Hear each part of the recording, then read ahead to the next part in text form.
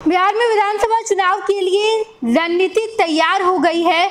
अब चुनावी मैदान में कैंडिडेट उतारे जाएंगे। कौन सी पार्टी कितने कैंडिडेट को चुनावी मैदान में उतारेगी, इसकी तैयारी जोरों शोरों से चल रही है।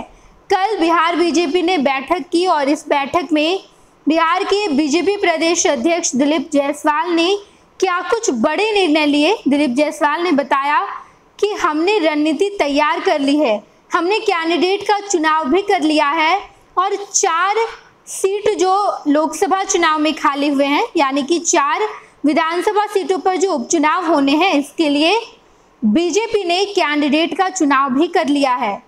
4 सीट खाली हुए हैं, जिसमें से रामगढ़, बेला, तरारी, ये ऐसे, इसके अलावा भी एक और सीट है जहां पर विधानसभा उपचुनाव होगा और इसके लिए बीजेपी ने अपने कैंडिडेट का चुनाव भी कर लिया है। बीजेपी के मुताबिक 4 सीट में से 1 सीट पर जेडीयू, 1 सीट पर हम पार्टी और 2 सीट पर बीजेपी चुनाव लड़ेगी। दिलीप जायसवाल ने कहा कि हमने रणनीति भी तैयार कर ली है, कैंडिडेट का चुनाव भी हो गया है। अब जेडीयू और एनडीए के बाकी तमाम घटक दलों के साथ बैठक करनी है, जिस बैठक में ये बताया जाएगा कि आखिर कौन से कैंडिडेट किस चुनावी मैदान में तैनात होगा, किस चुनावी मैदान में उतरेगा और वहां से चुनाव लड़ेगा। बताते चले हम आपको कि जो 4 सीट खाली हुए हैं, वो 4 सीट के विधायक ने लोकसभा चुनाव में जीत हासिल की, जिसके बाद इन 4 सीटों पर चुनाव होना है। महागठबंधन भी इन 4 सीटों पर लगातार तैयारी में जुटी हुई है, तो दूसरी तरफ एनडीए के द्वारा भी तैयारी की जा रही है। बताते चले हम आपको कि लोकसभा चुनाव में इमामगंज, रामगढ़, बेलागंज और तरारी सीट के विधायक ने जीत हासिल की थी, जिसमें से रामगढ़ और बेलागंज पर राजद, जबकि तरारी सीट पर वामदल का कब्जा था। इमामगंज सीट पर हम के जीतन राम मांझी विधायक थे और कहा यह जा रहा है कि इस बार फिर से इमामगंज से हम पार्टी का ही कोई कैंडिडेट चुनावी मैदान में उतरेगा। इसके अलावा रामगढ़, बेलागंज और इसके अलावा जो एक और सीट तरारी है, इसमें से 1 सीट जेडीयू को दी जाएगी और बाकी 2 सीटों पर बीजेपी चुनाव लड़ेगी। हालांकि महागठबंधन में अब तक तय नहीं किया गया है, महागठबंधन इन 4 सीटों पर कौन सा उम्मीदवार उतारेगी ये तय नहीं किया गया है। उपचुनाव को सेमीफाइनल की तरह देखा जा रहा है।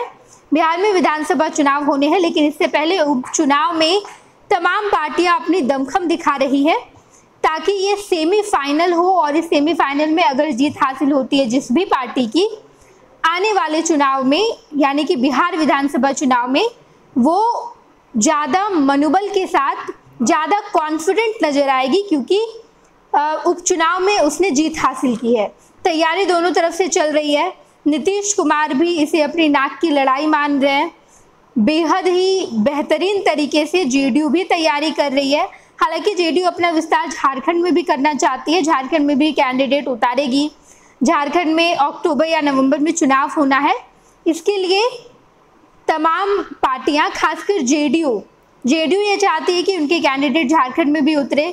बिहार में तो बेहतर प्रदर्शन हुआ ही लोकसभा चुनाव में, नीतीश कुमार ने कमबैक किया और नीतीश कुमार ये चाहते हैं कि झारखंड में भी इसका नज़ारा देखने को मिले, झारखंड के लोग भी नीतीश कुमार को पसंद करें। इस वजह से नीतीश कुमार वहां भी अपने कैंडिडेट उतारेंगे।